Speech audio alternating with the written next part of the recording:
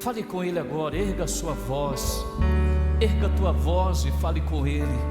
Diga: Pai, eu estou aqui por tua causa, eu estou aqui porque eu preciso de Ti, eu estou aqui porque eu careço da tua graça, da tua misericórdia, eu estou aqui porque eu te amo, Jesus. Eu estou aqui porque eu preciso mais e mais da tua graça, da tua presença. Que a tua glória encontre o mais profundo do meu coração nesta noite. Que a tua glória encontre o mais profundo da minha vida nesta noite. Amado Jesus,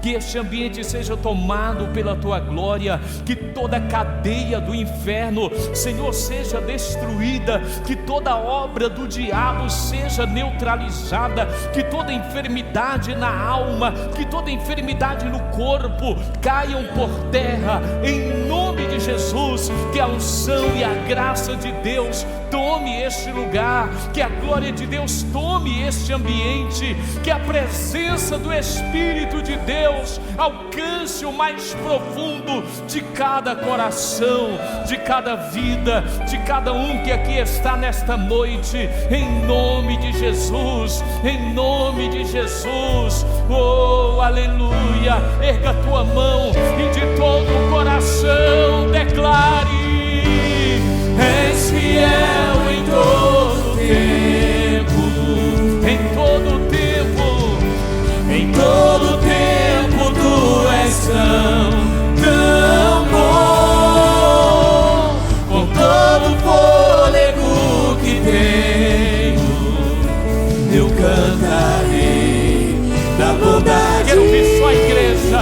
És fiel, és fiel, és fiel. Aleluia. De todo o teu coração exalte, glorifique. Tão bom, com todo o fôlego que tenho, eu cantarei.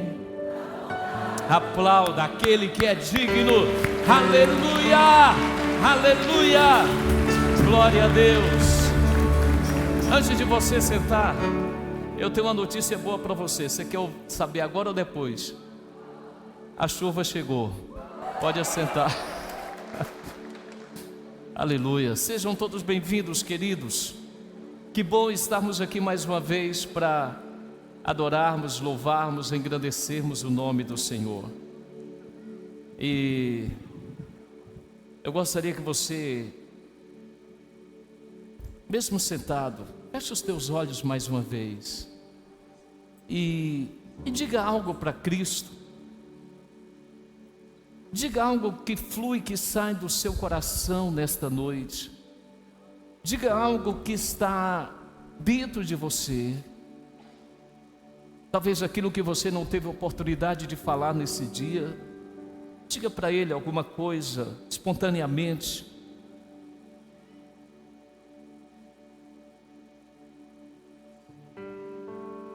Aleluia. Pai, nós te adoramos. Estamos aqui única e exclusivamente por tua causa. E a minha oração, meu Deus, é que o Senhor tome o mais profundo do nosso coração. Que a tua palavra nesta noite possa encontrar o âmago da nossa alma. Que a tua palavra nesta noite possa encontrar o mais profundo do nosso coração. Espírito Santo, que a tua doce voz seja ecoada no mais profundo do nosso ser. É o que nós oramos e pedimos em nome de Jesus. Amém. Queridos, eu prego a palavra de Deus há quase 40 anos.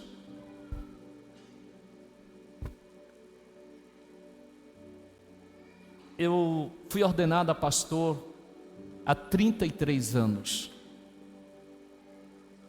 Mas de algum tempo para cá, todas as vezes que eu subo no púlpito para ministrar, meu coração acelera, porque eu não posso falar aquilo que é do meu coração, eu não posso falar aquilo que eu penso, aquilo que eu acho.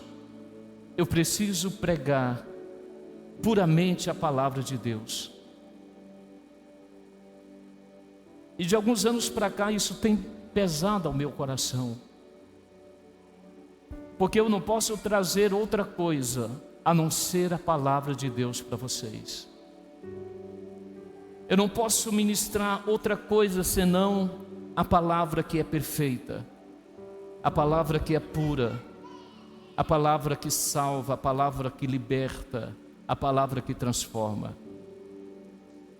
Antes de lermos o texto nesta noite, eu gostaria de falar de uma canção antiga, que a letra diz assim: ó, quão cego eu andei, e perdido vaguei, longe, longe do meu Salvador. Mas da glória ele desceu, e seu sangue verteu, para salvar um tão pobre pecador. Foi na cruz onde um dia eu vi meus pecados castigados em Jesus. Foi ali pela fé que meus olhos abri, e agora me alegro em sua luz. Foi na cruz, onde um dia eu vi. Você já viu? Você já teve a experiência? Eu não estou falando de você saber, eu não estou falando de alguém contar para você, mas você já teve a experiência de ver os seus pecados cravados na cruz? Você já teve a experiência de ver os seus pecados esmagando Jesus na cruz? Foi ali onde um dia eu vi os meus pecados castigados em Jesus.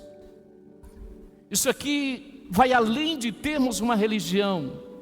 Isso aqui vai além de carregarmos uma Bíblia. Isso aqui vai além de estarmos aqui todos os domingos. É uma convicção de que um dia o Cristo cheio de glória veio a este mundo e recebeu o castigo que ele não merecia para me dar vida. Nós estávamos cantando uma canção, acho que foi a penúltima canção que o pessoal do louvor cantou. Eu comecei a chorar ali atrás sozinho, porque a letra diz assim: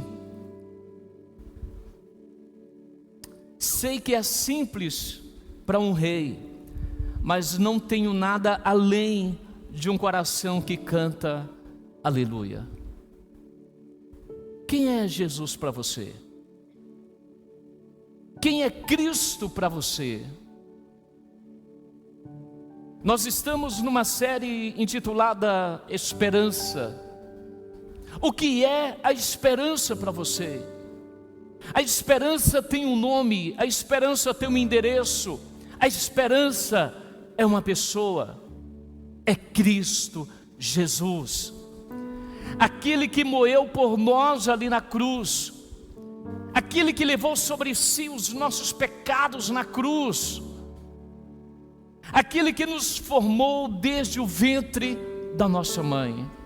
Salmo 139, versículos 15 e 16 diz assim, eu vou ler na versão NVI: meus ossos não estavam escondidos de ti, quando em secreto fui formado e entretecido, como nas profundezas da terra. Os teus olhos viram o meu embrião, todos os dias determinados para mim foram escritos no teu livro antes de qualquer deles existir. O salmista está dizendo: numa convicção plena, certeira, numa convicção tremenda e profunda. Ele diz: Senhor, o Senhor formou os meus ossos quando nenhum deles ainda existiam no ventre da minha mãe. E além de me formar, além de me tecer no ventre da minha mãe, o Senhor me viu ainda uma substância uniforme. O Senhor me viu um embrião no ventre da minha mãe. O Senhor formou cada osso, o Senhor estendeu a pele. E no versículo 16 ele diz: todos os meus dias foram escritos e determinados pelo Senhor, quando nenhum deles ainda existiam. Ou seja, todos os seus dias na terra já foram escritos no livro do Senhor. Todos os seus dias na terra, a Bíblia diz que já foram escritos e determinados por Deus. Sabe qual é o nosso problema? É que a gente diz que ama a palavra, a gente diz que ama Jesus, mas somos divorciados da sua voz, que é a sua palavra. A Bíblia não é um livro qualquer. Aliás, Napoleão Bonaparte, ele diz que a Bíblia não é um livro qualquer, mas uma criatura viva, que se opõe e se levanta contra tudo aquilo que é contrário à sua natureza. Porque a Bíblia não é um livro de éticas e de morais. A Bíblia é a palavra de Deus, de um Deus vivo.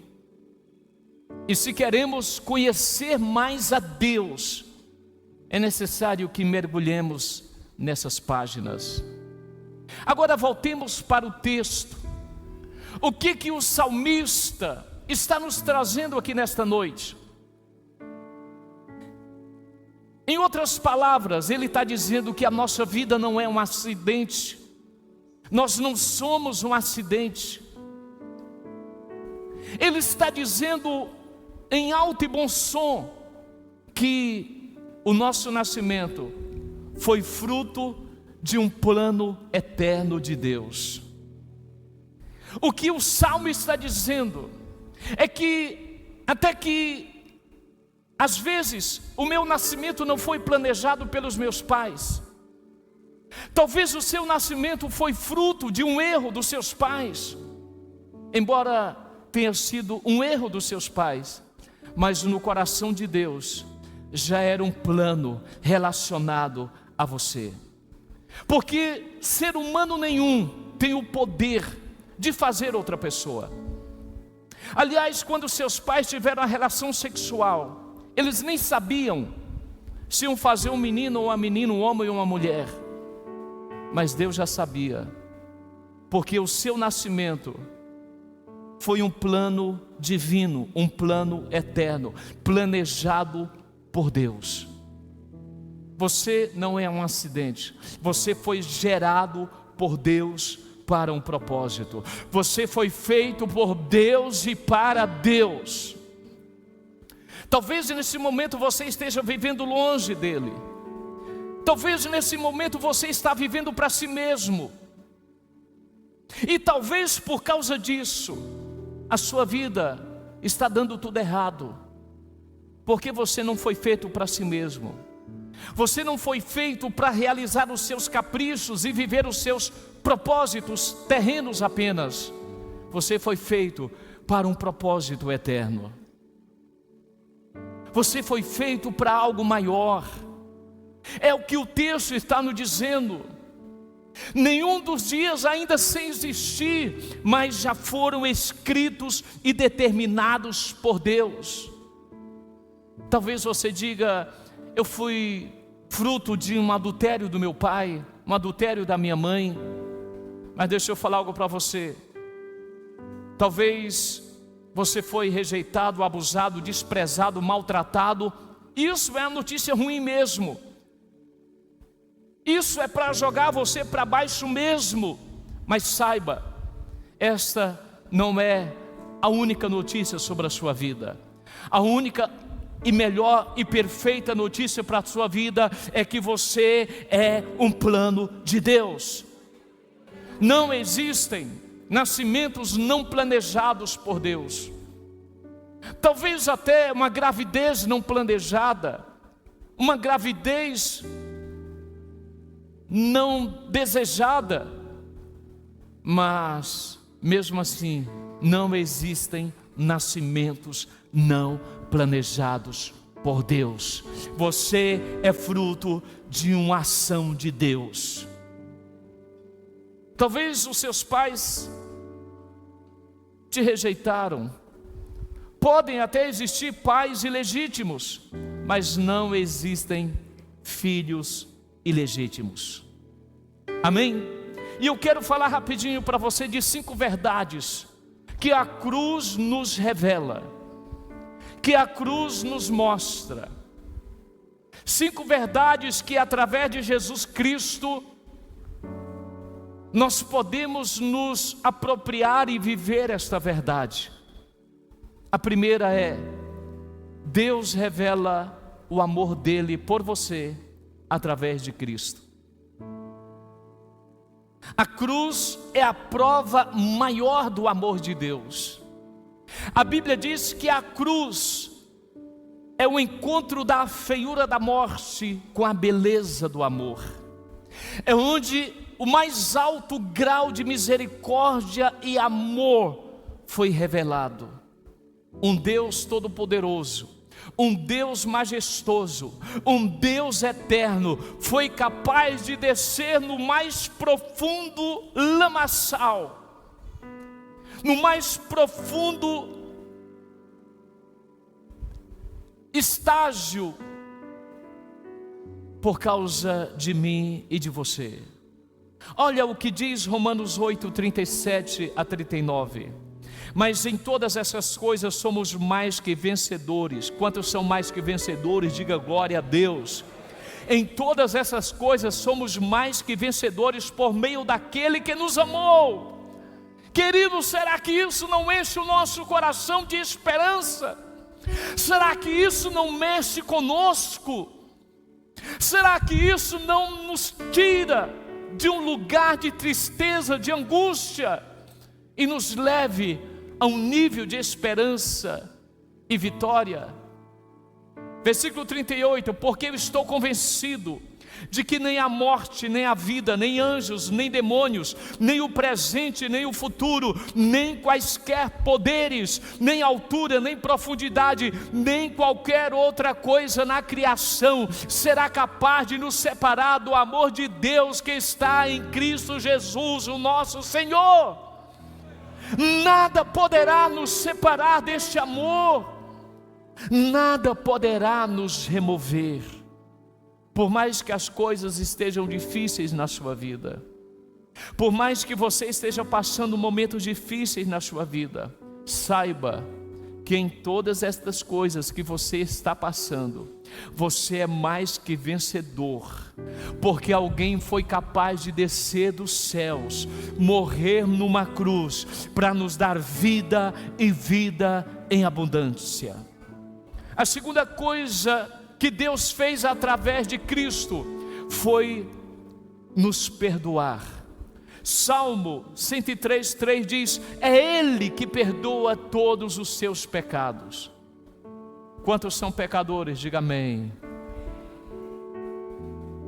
Você que não disse que não é, já pecou.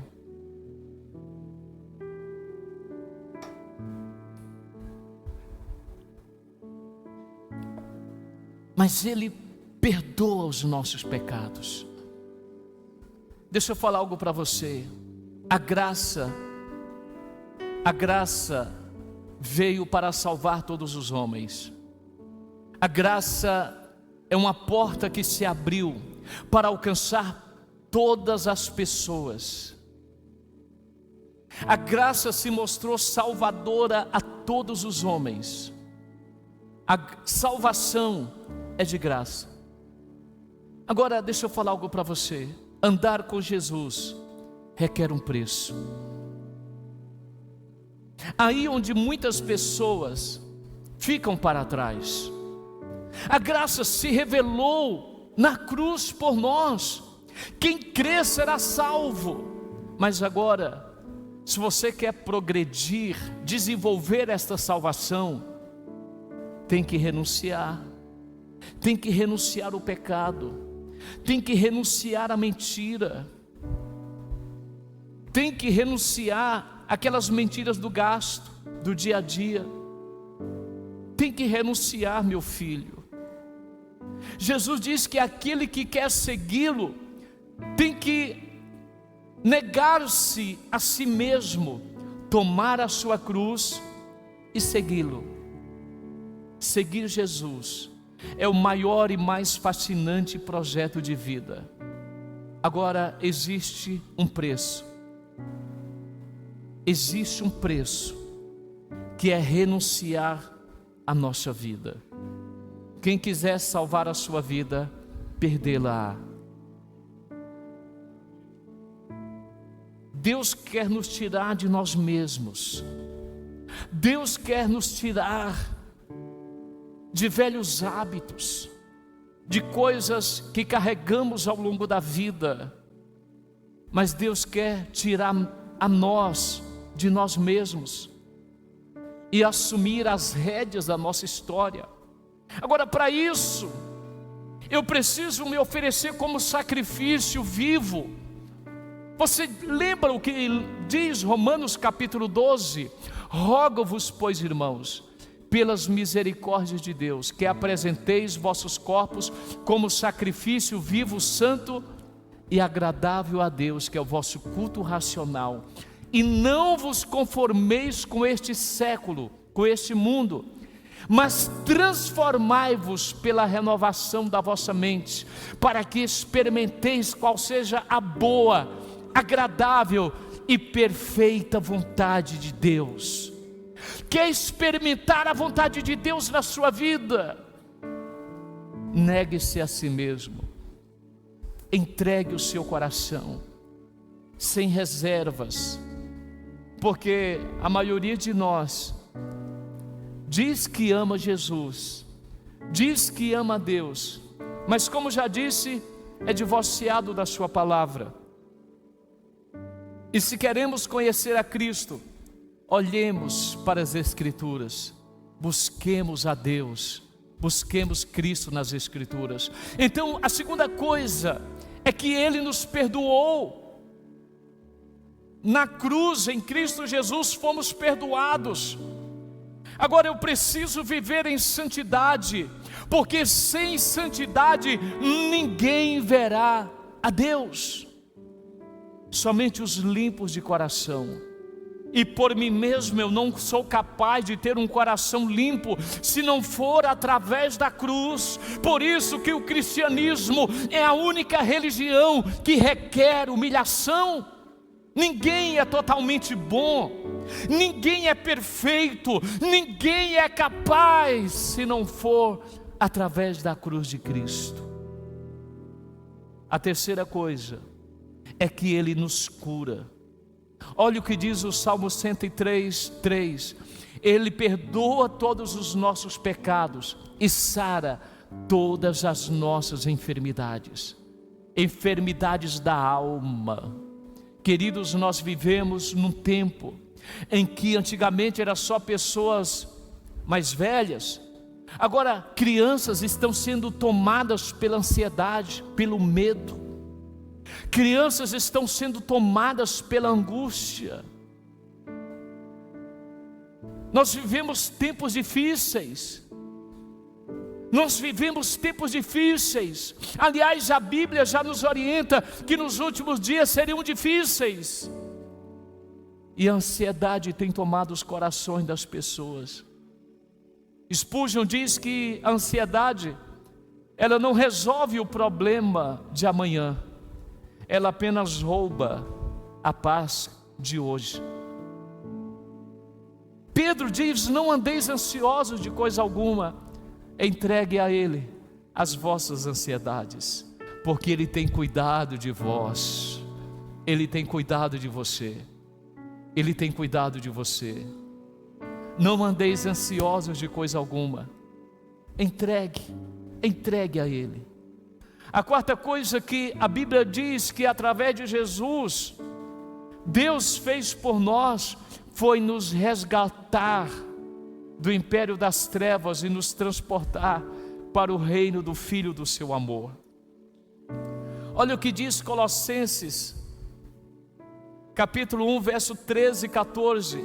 Pois Ele nos resgatou do domínio das trevas e nos transportou para o reino do Filho amado, em quem temos a redenção, a saber, o perdão dos pecados. Glória a Deus. O que é redenção? Nós já falamos que redenção é a liberdade que se alcança por preço pago. Alguém foi e pagou, me resgatou do domínio das trevas, me resgatou de mim mesmo, me resgatou dos pecados, me resgatou da morte e me transportou para o reino do Filho do seu amor. Como não amar um Deus desse? Como não ter um coração grato? Como não ter um coração rendido? Como não ter mais do que palavras nos lábios, mas uma gratidão no coração por esse Deus?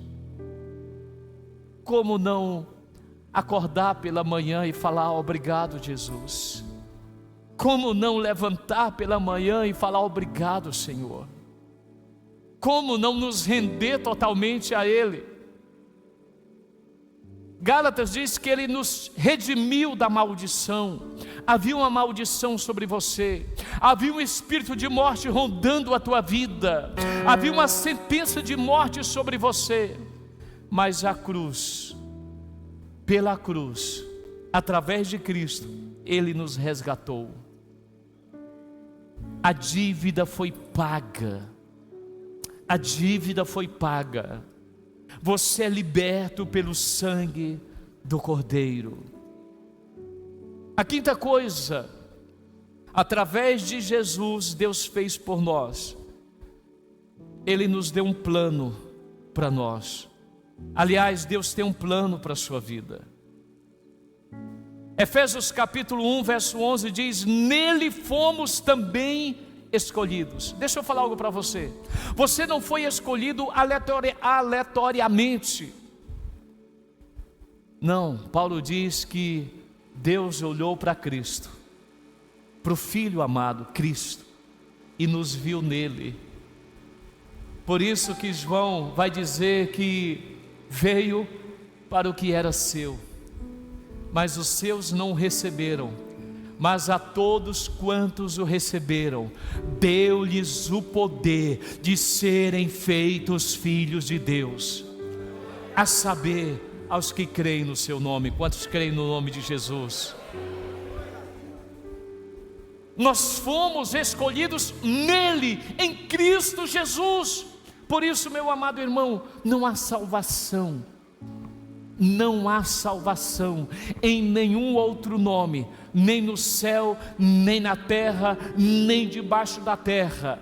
O único nome sobre todo nome, no qual todo joelho há de dobrar, toda língua há de confessar, é Jesus Cristo, Senhor eterno para todos sempre.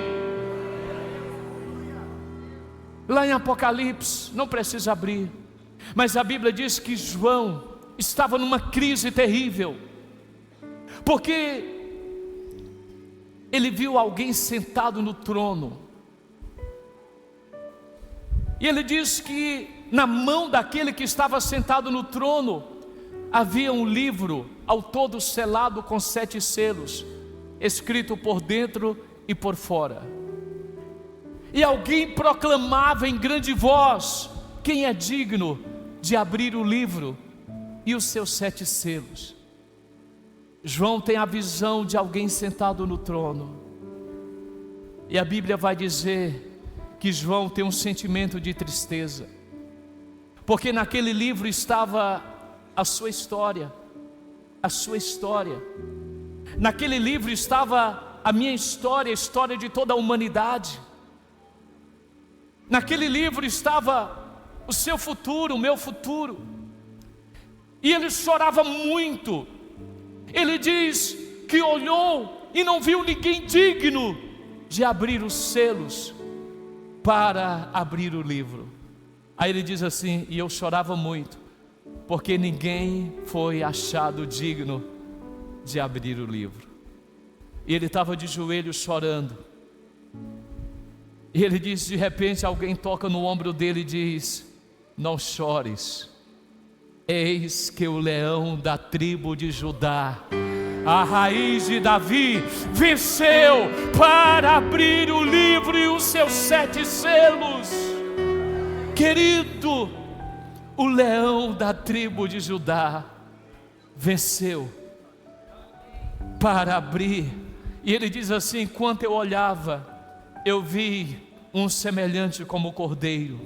Veio, aproximou-se daquele que estava sentado no trono, pegou o livro e começou a abrir os selos. Enquanto ele tomava o livro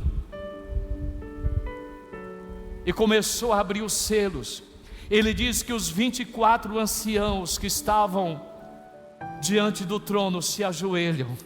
Oh, querido, que cena! Você consegue imaginar essa cena?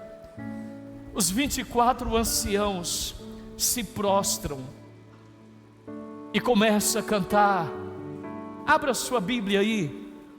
Começam a cantar um hino ao Cordeiro, que foi digno de abrir o livro e os seus 7 selos. Apocalipse capítulo 5.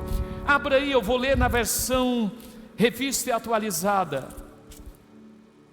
Olha só, versículo 4: e eu chorava muito, porque ninguém foi achado digno de abrir o livro, nem mesmo de olhar para ele. Todavia um dos anciãos me disse: não chores, eis que é o leão da tribo de Judá, a raiz de Davi, venceu para abrir o livro e os seus 7 selos. Versículo 8: e quando tomou o livro, os 4 seres viventes glória a Deus, e os 24 anciãos prostraram-se diante do Cordeiro. E no versículo 5, no versículo 9 ele diz: e entoavam um novo cântico. Olha só o cântico: digno és de tomar o livro e de abrir-lhe os selos, porque foste morto, e com teu sangue compraste para Deus os que procedem de toda tribo, língua, povo e nação, e para o nosso Deus os constituístes reino e sacerdotes, e reinarão sobre a terra.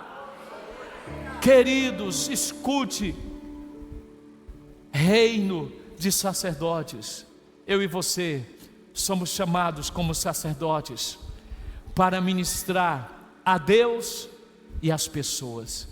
Por isso que a igreja é este corpo em movimento. Se você é sacerdote, você tem que proclamar as boas novas da salvação.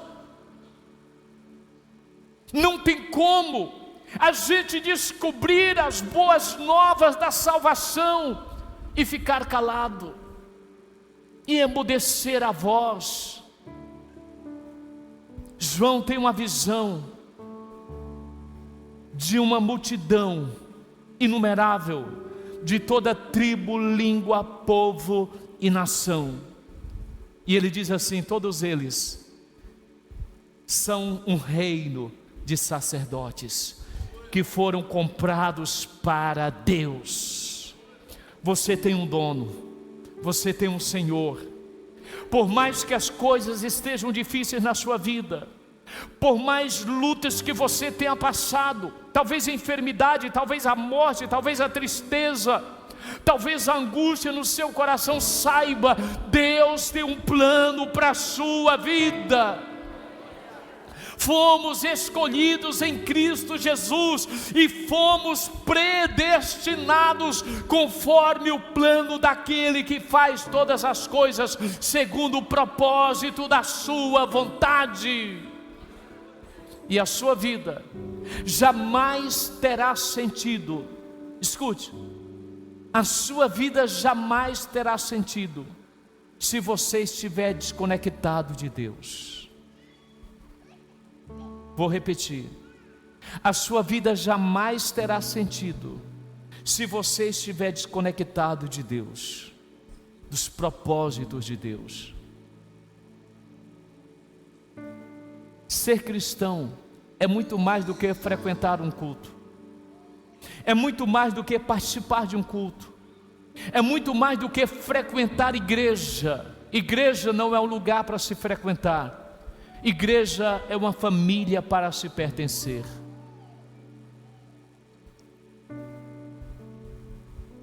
A sua vida só faz sentido se você se conectar aos propósitos de Deus. Rick Warren diz que sem Deus a vida não tem propósito. Sem um propósito a vida não tem sentido. Sem um sentido a vida não tem esperança e nem relevância.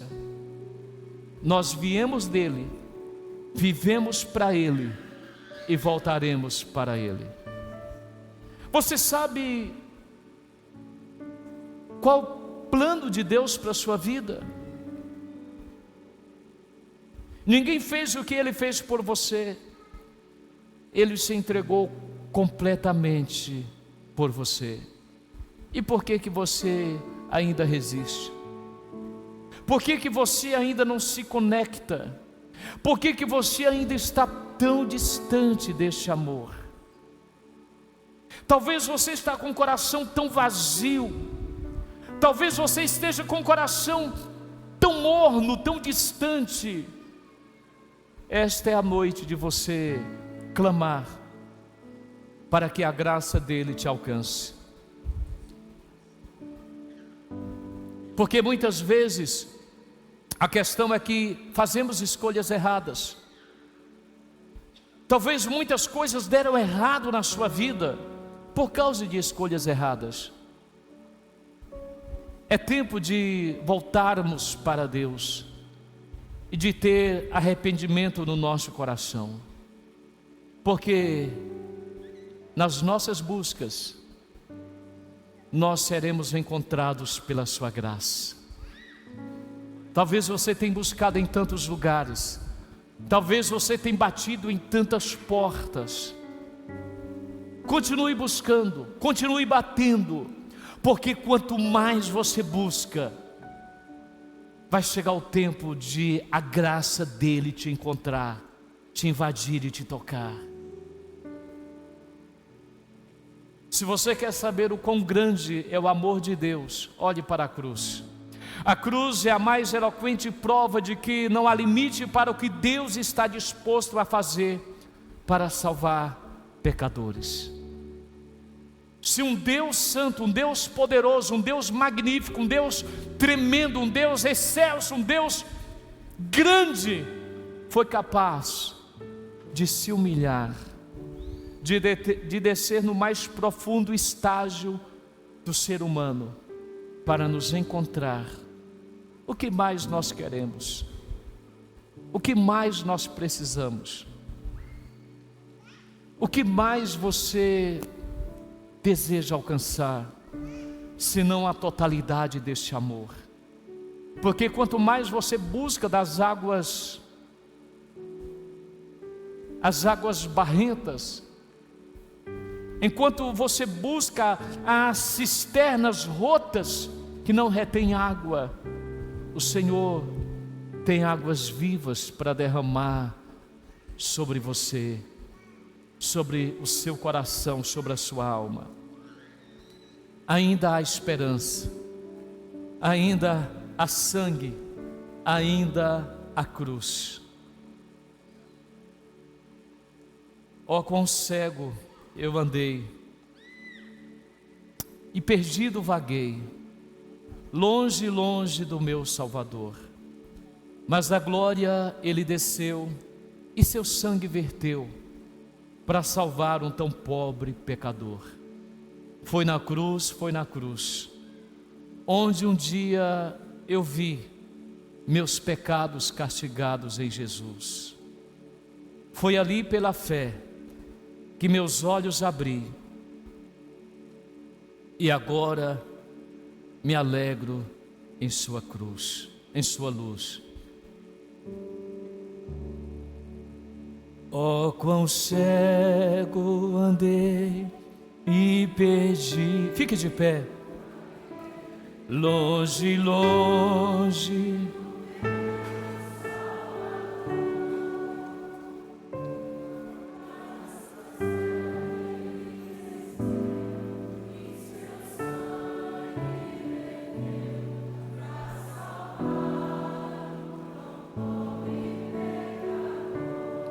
Aleluia. Foi na cruz,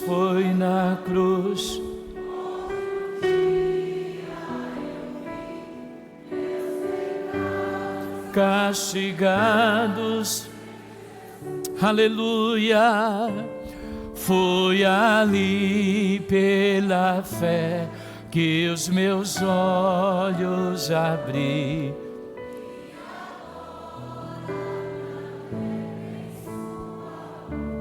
Aleluia.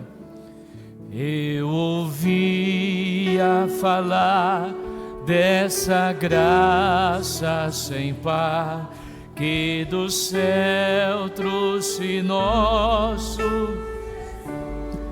Mas eu surdo me fiz.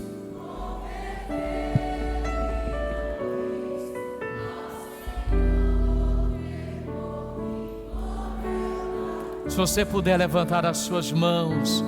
Foi na cruz, hoje meus pecados castigados em Jesus. Foi ali pela fé que meus olhos abri, e agora me alegro em sua. Diga mais uma vez, foi na cruz, onde um dia eu vi meus pecados castigados em Jesus. Foi ali pela fé que os meus olhos abri,